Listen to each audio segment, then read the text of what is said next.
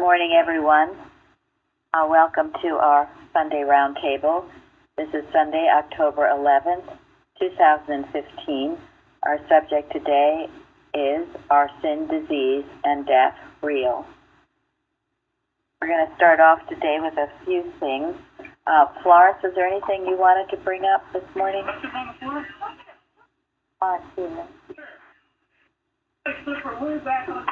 No, I've just been thinking about, what am I willing to see as unreal, and some of the things that seem more difficult to see as unreal.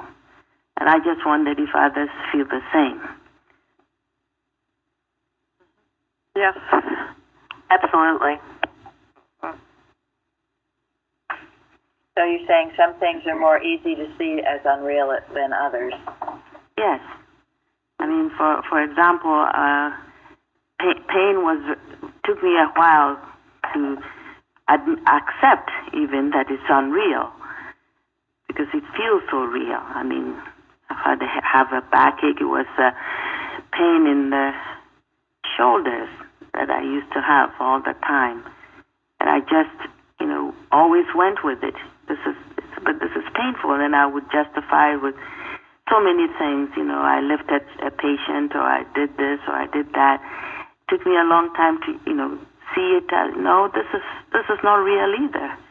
All error is unreal. If God is all, that's when I finally, had the courage, or whatever it calls it, to really see that all error, all discomfort, all discord, all of them are unreal if I'm accepting that God is all. Thank you. Yeah, that is one that often comes up, that belief in pain. I was once told that to watch your thought. Mrs. Eddy says that, watch your thinking, not your body. And pain can sometimes seem to be a result of a lot of long-term painful thoughts. And so those must be rooted out. Those thoughts are no more true than the belief of a painful body. They're both not of God. But it has to be recognized. Here again, you can't expect healing when you are entertaining those kinds of thoughts. And sometimes we do it, we don't even realize we're doing it because it seems so normal. We've done it for so long. Whether you're holding a grudge or thinking about things that happened a long time ago that were painful or hurtful, let it go. Let it go. Or angry, or resentful, yeah. or guilty, or all of those. All of those. You're bottling it up, and again, your body is protesting that kind of thought because it's ungodlike. Just going to say, I'm so thankful you brought this up, Florence, because it brought to mind the wisdom of this subject. She asks a question: are sin, disease, and death real? She could have said, sin, disease, and death are not real as a statement. But the problem with hearing a statement is we say, okay, I heard it, and you dismiss it. Whereas if it's asking a question, then people need to ask themselves, what am I accepting as real? And really get into it, like you were just talking about. Thank you.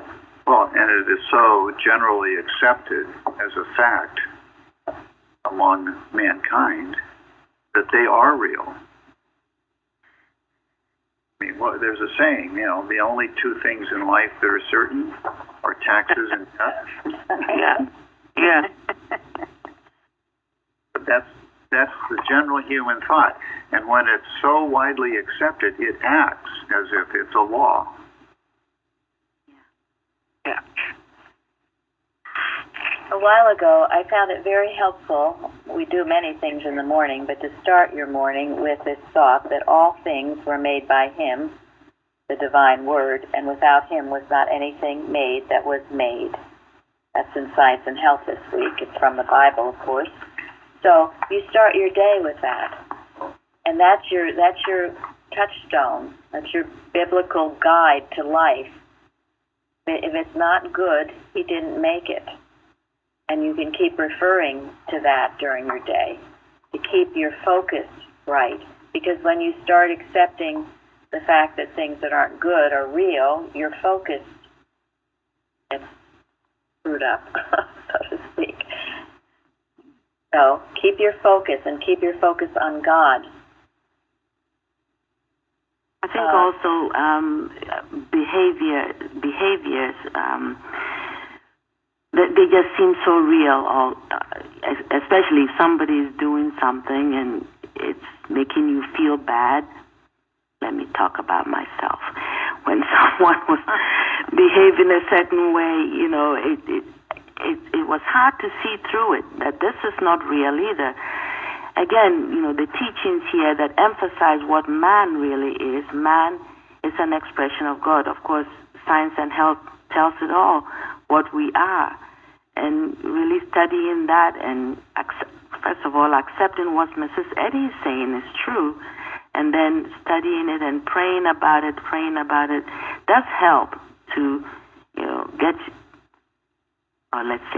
help to get my thought in a way that I will not accept I'll tell you, behavior as real. It'll take a while. Please remember, we can hear you speaking. You've unmuted yourself. Mm-hmm. Thank you, Florence. And you know, often it's important that you address the person or the situation if they are doing things.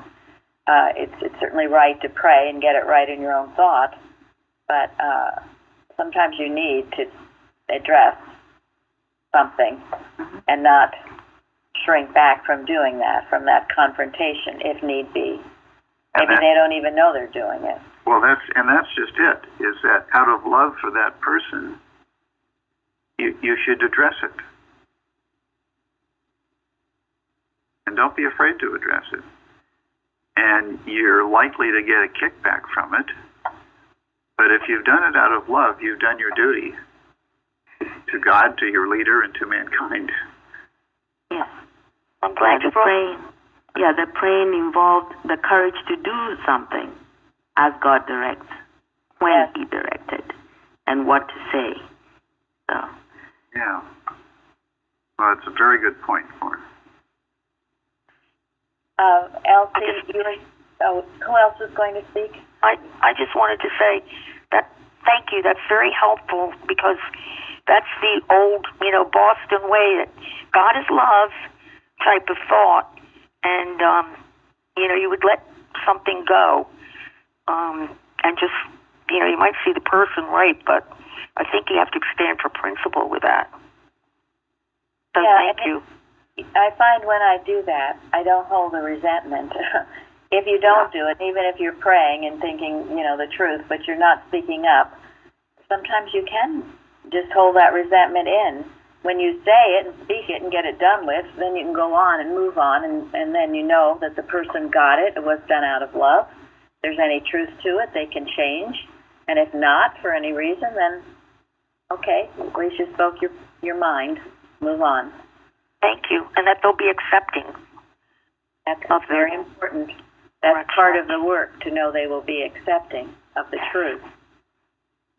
Thank you. Welcome. Elsie, you were going to tell us about your plumber. Yes. About 2 weeks ago, I had to bring a plumber in to do some work for me. And he came in and he looked the problem over and told me what he was going to do. And then he went to the back of his truck and opened it up. Didn't touch anything. His back was turned toward me. And I saw him bow his head. And his hands were in front of him. And the thought just came, oh, he must be praying. And I thought, that's silly. And I went upstairs and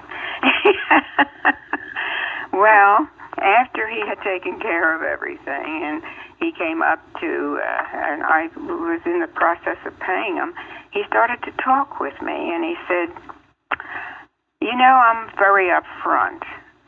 I used to be a drug addict. And he said, during that period of time, I was pretty bad. He had to have some surgery done, so he was in the hospital, and the doctor administered the anesthesia. And he said everything went blank. And he said the next thing he knew, he opened his eyes, and he looked all around, and he said the first thing came to mind was, I am in hell. And he said all around him were people screaming and yelling for help, and they were out there trying to ask him to help them. And he said there was somebody standing beside him, but he didn't know who it was. The only thing he was sure of, it was a man. And he said to the man, I got to get out of here. This is hell. And the man said, take a good look, because if you don't straighten out, this is where you're going to end up. And he said, then everything went blank. And he said, I'm going to tell you right then and there, I was a changed man.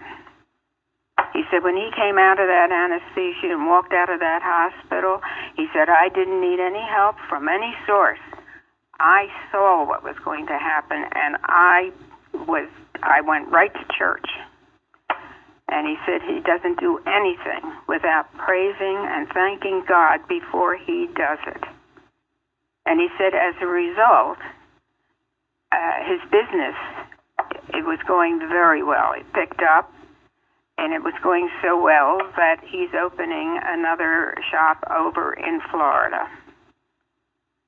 So I was seeing him pray, and I thought afterward it just seemed you just don't see that from anybody that comes to your home to do anything.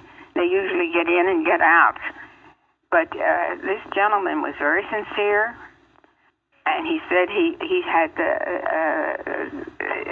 said, I saw hell, and I know I did. And he said, I know whoever was with me was warning me, and he said, I took up the warning. And he said, I thank God every time somebody calls, every time I go to somebody's house, and ask for the hands of God to help me. Now, I never heard of such a thing before, and I was so shocked. But it was such an uprising thought that came to me that for some reason, I guess that was why I needed to have that man come to my house. I don't know. But I was so grateful to God, and I thanked him, and I said something to him that others have heard. Have a blessed day.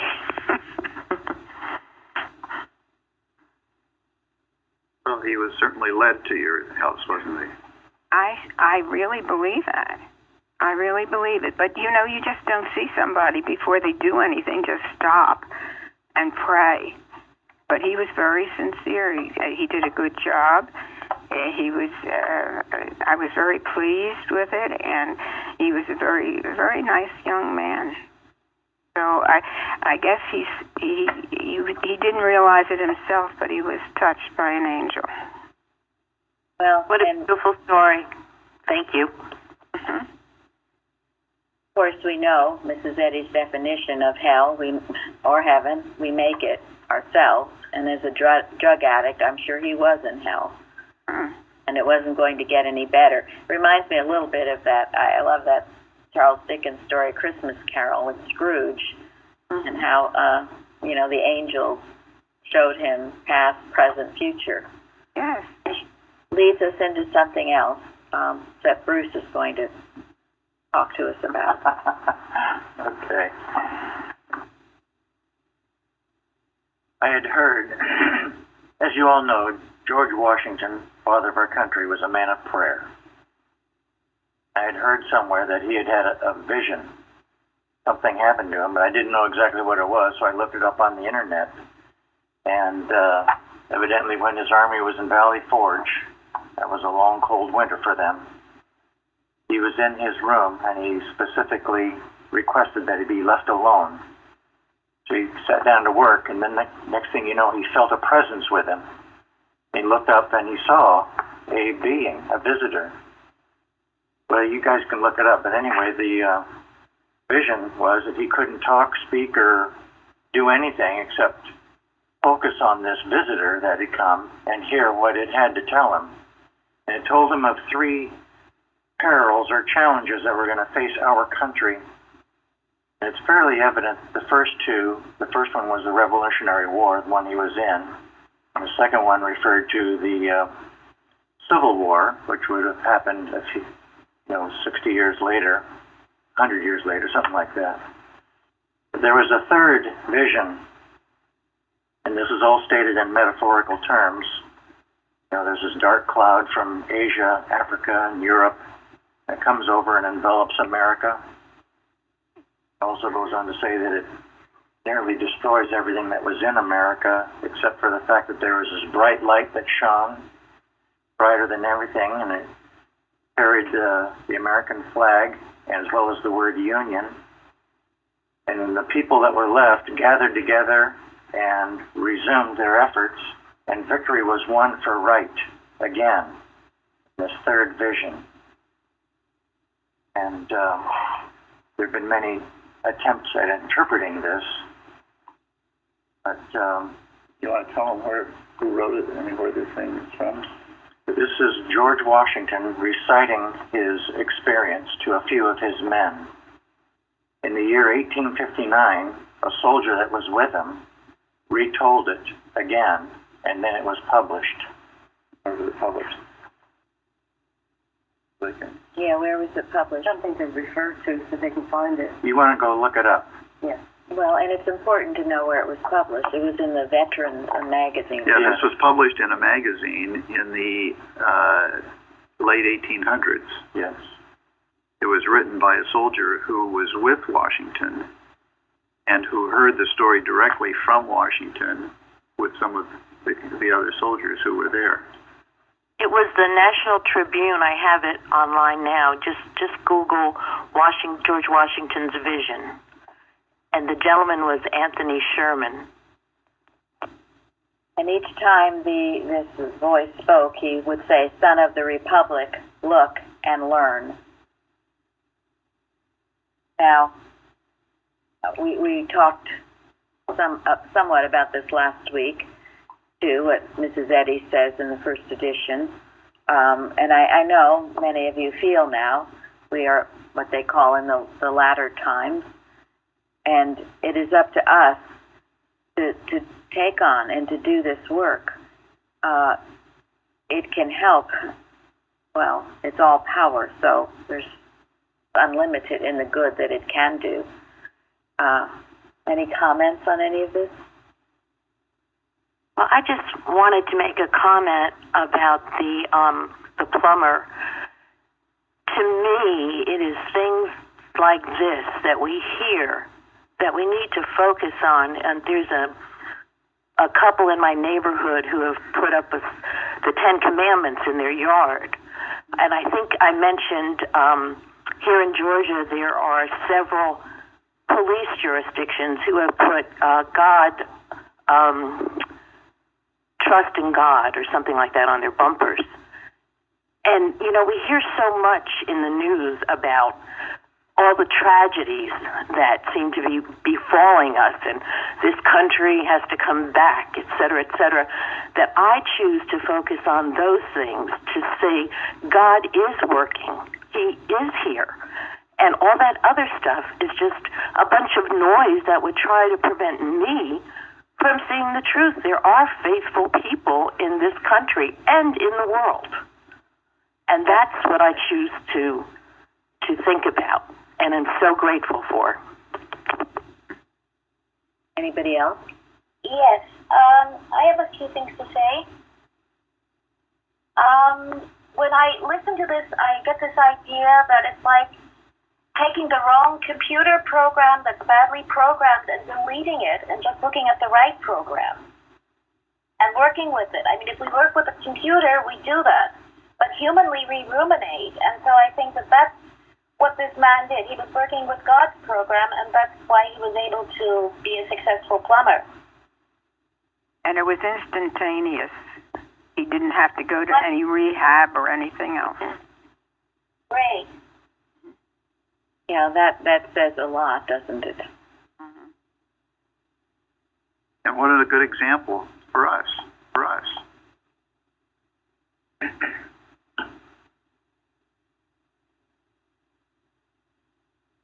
there's any bad program in our life, we can be rid of it right away. Right.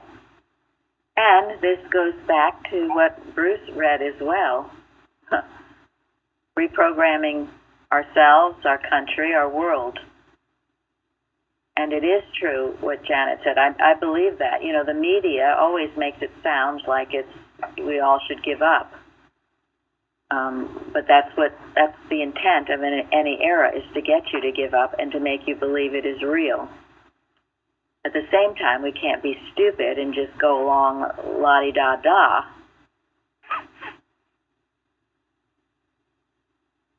I think it points to the importance of our watching as well.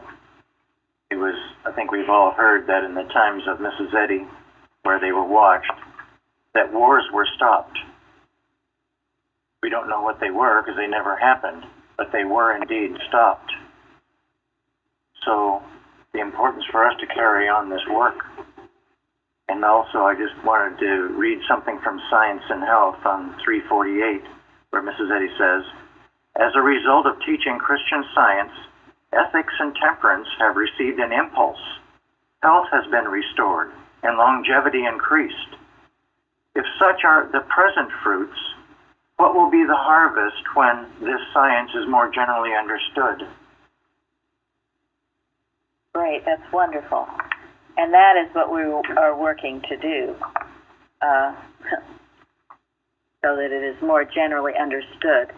And I know Tom was mentioning, you know, and I feel it too, and Florence said it as well. I mean, the forum this week was very active.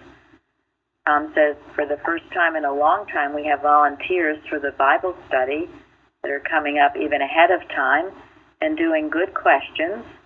There's an energy.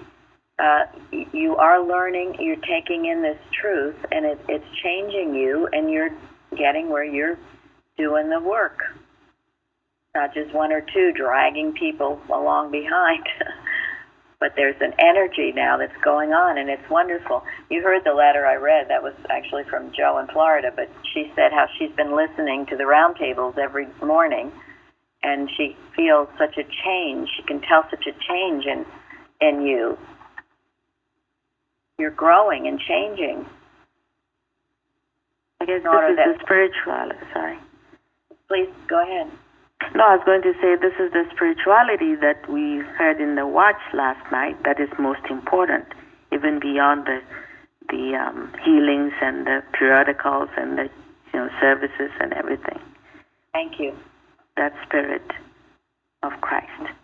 That's exactly it.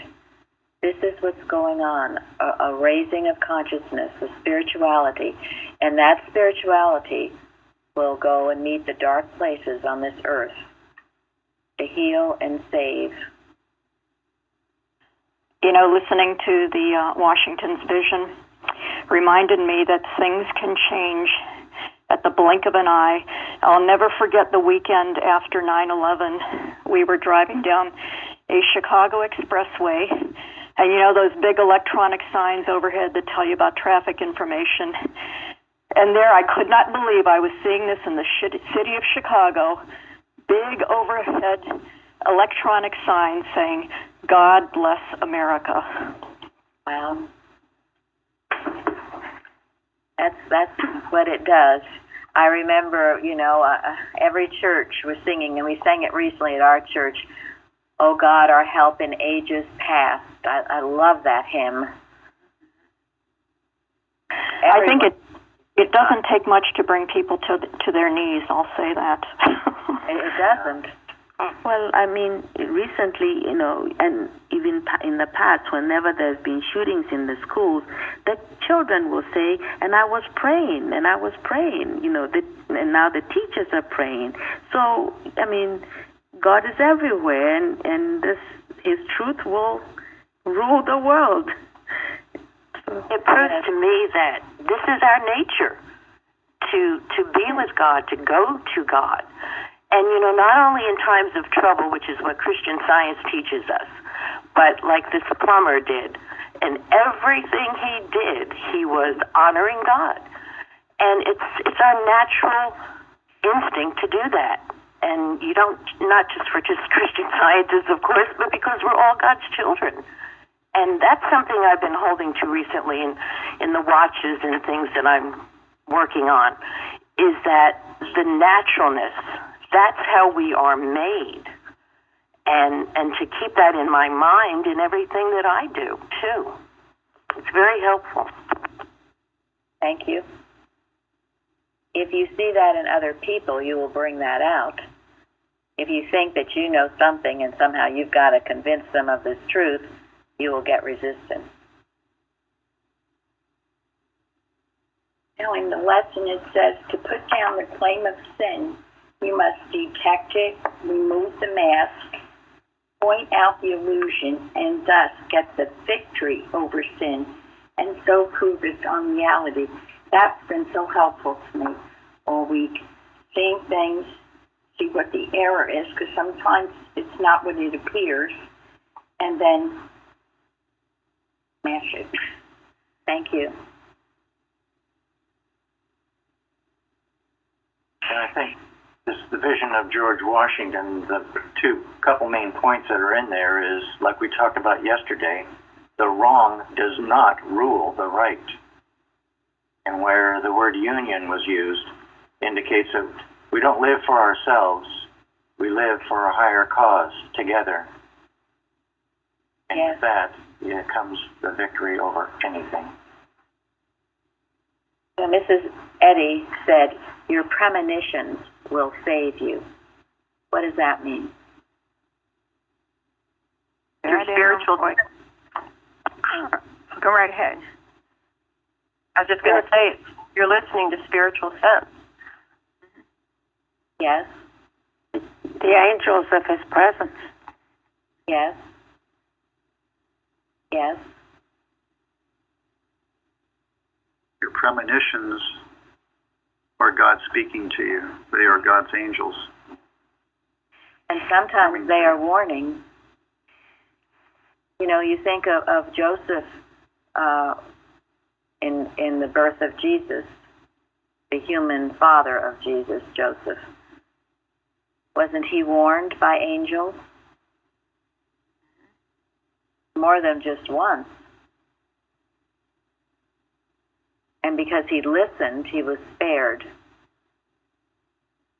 So we must listen. If this is a premonition, a vision, it's also in the Dixon letter, same premonition or vision, then we can be forewarned, forearmed, and work to dispel. And we know what that bright light is. It's the bright light of Christian Science, of the truth. Because the darkness is not a person, it's not a nation. The darkness is wrong thought overtaking people, mesmerizing people. And Thank you, the only thing Jerry, that- for saying that. Yeah.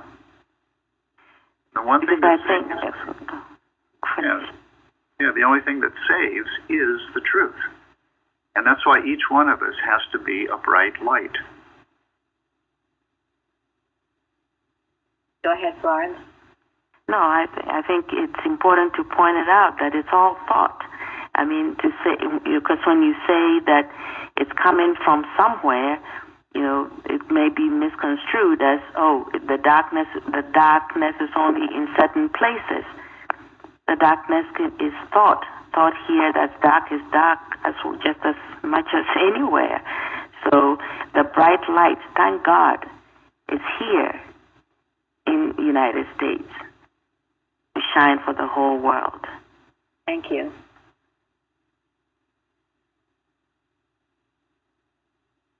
You know, I loved what Jacob wrote on our forum this week. It was someone, you know, hanging out their wet clothes. The analogy, the sun dried the wet clothes. like God, well, did the sun know that there were wet clothes someplace that it was drying? No, it just happens. And so it is. The likeness of God, the comparison sometimes to sun, the light. I think of it sometimes as someone walking toward the light. Maybe you've got all this darkness and physical problems and anguish and all kinds of things. You can be, doubled over with fear and pain and anxiety. But as you approach that light, does the light know about all your trouble? No, it just shines and shines and shines, and pretty soon all that darkness, all that fear, all that negativity and everything goes. It reaches every pore of your being. And so it is with God as we approach Him more and more. And, it says that in the lesson as well. Sure, I can find it, but anyway, it brings that out. As your understanding grows, your beliefs.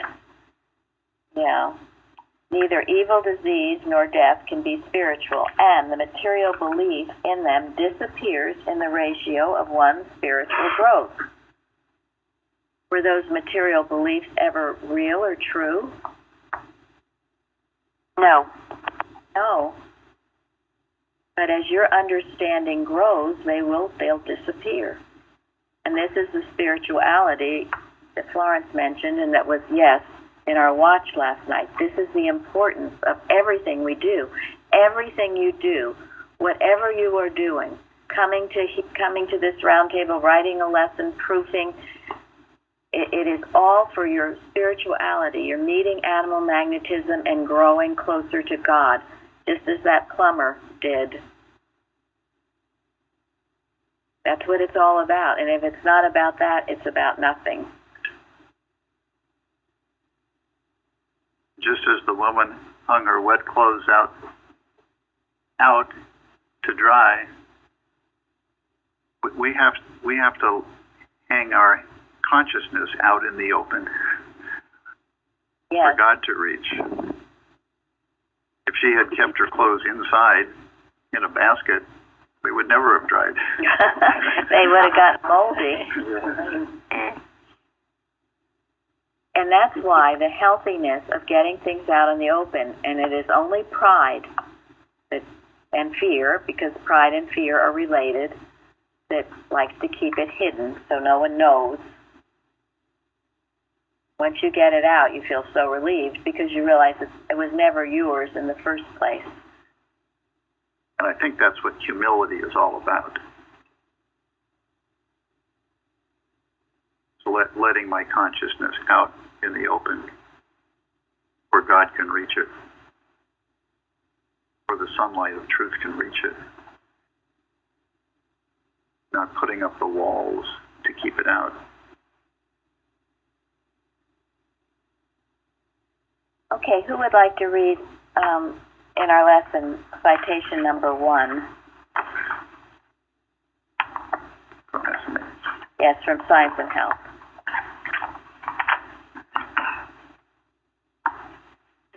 I can read it. I would.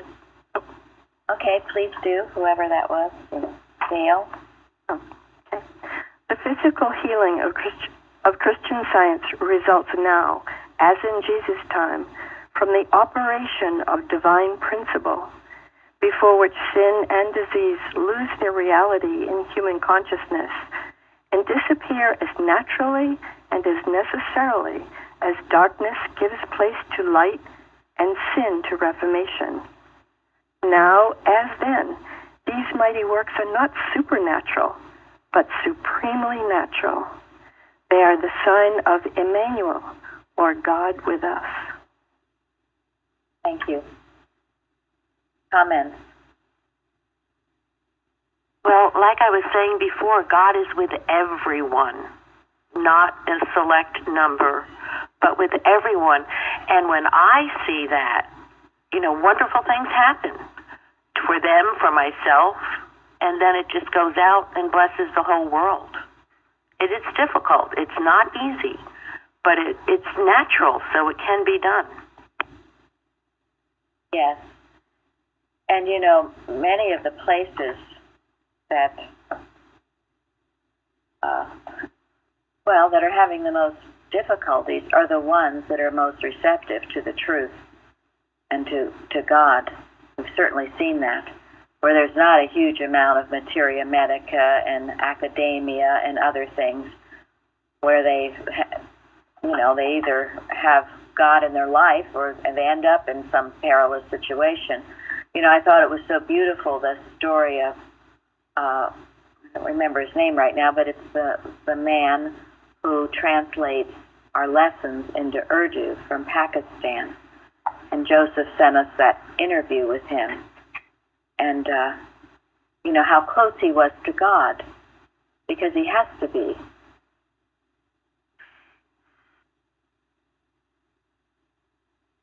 Anyone else?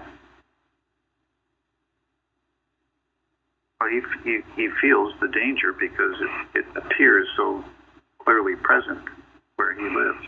Yes. In our country, we have a lot of protections against that kind of danger. So the danger is not quite as obvious to us.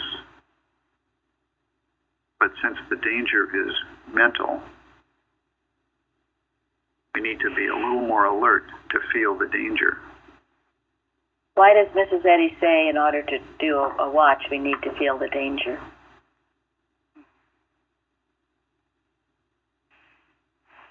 Because if you see something and think it's nice, you're not going to fight. But if you see the danger, you're going to rise up in rebellion.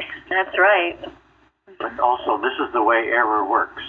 It tricks you into thinking things are all right. Otherwise, if it was right out in the open and blatant and obvious, no one would go along with it, and they would be doing their watch easily. So the only way you can get you to stop your watch is to get you to feel, oh, things are all right. That's it. You can just be sitting there like a dreamy hashish eater, she says. So it's a proper balance, and I hope you're seeing this. It's a proper balance. You can't just go around saying God is love, as we talked about. Everything's great and hunky-dory and all of that. That's just obnoxious. At the same time, you can't be going around all doom and gloom and everything's awful and the world's about to blow up. No. It is a middle ground here where you're seeing the era. Mrs. Eddy says, I'll quote it again, but you acknowledge the claims, but you denounce the power. Otherwise, you're asleep. That's where the premonitions come in. If you get a premonition and you ignore it or you're insensitive to it, well, it's not a good thing. You've got to listen. You've got to be listening to God. He's telling us all kinds of things all the time, and sometimes it is a warning. And a warning means danger, doesn't it? Yes, absolutely. So, it's like the other day, if I had gone, when I thought I should go, I don't know what would have happened. But when I gave the testimony about the accident that had happened, you don't know, but God knows. Absolutely, that was a good example. And Gary has this friend, I think maybe I've told that story, but he was supposed to be on the plane 9/11 that was about, that was going from Boston to Los Angeles. Yeah, and the day before the flight, he canceled his ticket. He got a very strong premonition that he shouldn't go to Los Angeles. Wow. So he canceled. He wasn't sure why, but he got it strongly, and he did it. And I'm sure there were other people who were warned against that, whose lives were saved by obeying the premonition that they got. Well, we had someone here in church who was late getting her train. If she'd been on the first train, she would have been there when it happened. So these are the ways we listen and be wise, and we can handle defeat and destroy. And if we recognize this as the operation of divine principle and take that lesson apply it to everything in our life. Saying here that sin disease will lose their reality and belief. And when you do this for yourself, you are doing it for all mankind. You are purifying that atmosphere. Tom, what were you going to say? Well, I was just saying, sometimes it seems very difficult because, let's not all get lovey-dovey, then, oh my gosh, let's not get doom and gloom, I'm sorry for that. But anyway,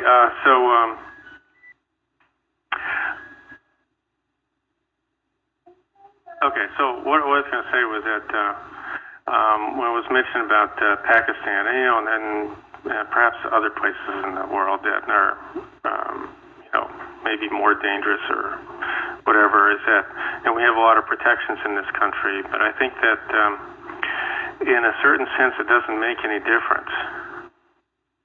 No, it doesn't. So it should. You're right. It shouldn't. No, it doesn't. And what will happen if we don't understand that is then that whatever protections that we do have will start disappearing. That's absolutely true. Exactly. And that is in obeying or bowing down to false gods. Seen it in these Bible stories. And we're already seeing it, where people, all these random things that are going on. Where's the protection? It's only in God. And there it is all you need. So, go ahead. I was going to say in James Gilman's book about writing, drawing the pictures for Christ and Christmas with Mary Baker Eddy, he said he was having a tough time explaining in depth what Christian Science was, and what Mrs. Eddy responded to him was that problem was that everybody tried to start with the difficult things, and it's the ABCs where you have to start. And this is what I really like about what you folks are doing in Plainfield, is that I always thought the simple things were too simple, so I kept looking for a bigger solution. And it comes right back down to just properly watching my thought, which you guys have been very good at helping me with, so I appreciate that. Good. Very good. Well, in the Bible, there are all these instances of where people who are at the top fall apart, like Job and Solomon. Well, that's true, and that's their foundation wasn't a good foundation, and that's why that would happen. It's precept upon precept, line upon line, and I go back to the math illustration because sometimes it will, bother people. Why can't I do this? And why can't I walk on water? Well, I've got to solve everything. I've got to figure the whole picture out tonight. Well, that just doesn't happen, and that's foolishness to think so. Would you sit in your math class and say, demand to the teacher, I want to know calculus, when you can't even add or do subtraction and multiplication? Of course not. But does that make calculus wrong? No. And as you take each step, it's unfoldment, and you can't force that unfoldment. If you do, it's like you rip a flower apart. It's got to come precept upon precept, and it will. And you have to trust God with it. This isn't about you and what you want. It's about God's unfoldment for you. The other thing is, people say, oh, I want this result in the format that I want. It doesn't happen that way. Remember who we are. We are the expression of Spirit. Spirit is the one who is, and He bodies us forth to express Him. So who are we to demand of Spirit what it should be? We're not. Thank you. I love the statement that was just read. The physical healing of Christian Science results now, as in Jesus' time, from the operation of divine principle, which before which sin and disease lose their reality in human consciousness and disappear. But anyways, when our focus, I just love that in this church, that our focus is on God and only wanting to do His will and blessing mankind. And I have seen this operation of divine principle when I've had a physical problem or some other kind of problem, but I get my focus right off of that and right on to God. And then I realize at a later point that thing has just disappeared. Through this work and through the help of the practitioner in this church, it's focusing on God always, and the discord disappears. Because it's a mesmeric belief, and it wants you to focus on it. So you take your focus off it, and it always works, because it's a truth, it's a principle operating, as this quote says. And of course, this quote refers to Matthew 1:23. Behold, a virgin shall be with child, and shall bring forth a son, and they shall call his name Emmanuel, being interpreted is God with us. I love that. That always just brings tears to my eyes. God with us. And this is what dispels the belief of sin, disease, and death. It is not true, and we have the ability to prove it through God. And those last pages in Science and Health, there's 390 to 393, tell you exactly what to do. And this is the middle ground we're talking about. It's not running from the problem. It's not, oh, it's so awful. It's not ignoring it. It is confronting it with the truth and destroying it. That's the middle ground. And Era would like to tell you, well, it's not easy, but it's a lot easier to do it that way than either to be flying around with everything fine or Mr., Eeyore, everything's terrible. You confront your problems. You don't run from them. Just like if you had a math problem, you would sit down and work it out and find the solution. You wouldn't just say, oh, well, the math rules are just great, and I know everything's happy and people can solve the problems, but I'm not doing anything. Or, oh, my gosh, I've got a problem. This is terrible. I want to shoot myself. No, we sit and work it out. And I hate math because it never works. It's too difficult. Right. No, the middle ground, which is the high road. Now, in miscellaneous writing, and also, Linda, I want you to end the class with that poem from Precept so you can prepare that well. Okay. Miscellaneous writing, we have on page 37 one short question and one answer that applies to this week's lesson. Is anyone ready to read it? Gary, you can then. Starting on line 16. Yes. Can your science cure intemperance? Christian Science lays the axe at the root of the tree. Its antidote for all ills is God, the perfect mind, which corrects mortal thought, whence cometh all evil. God can and does destroy the thought that leads to moral or physical death.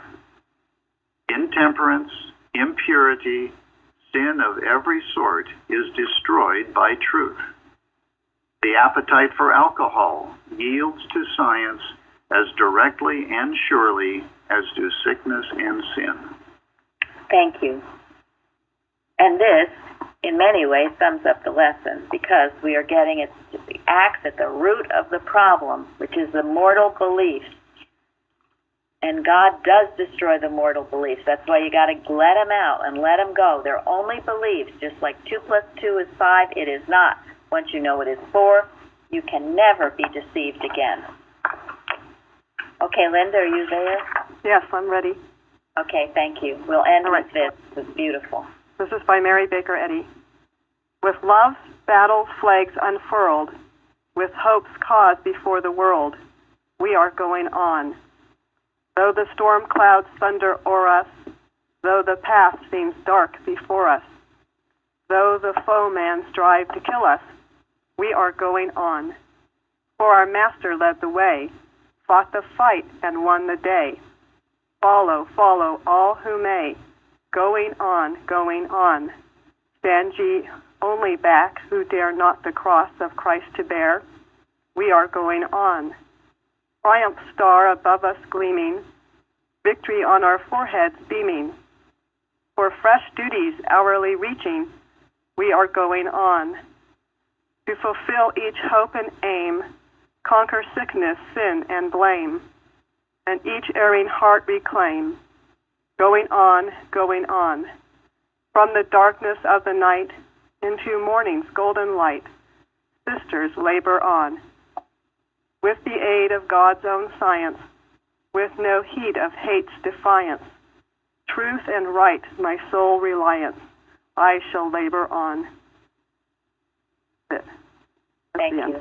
Thank you. Thank you. Thank you. Go on to a wonderful service, and thank you all. Thank you all. Thank you. Thank you.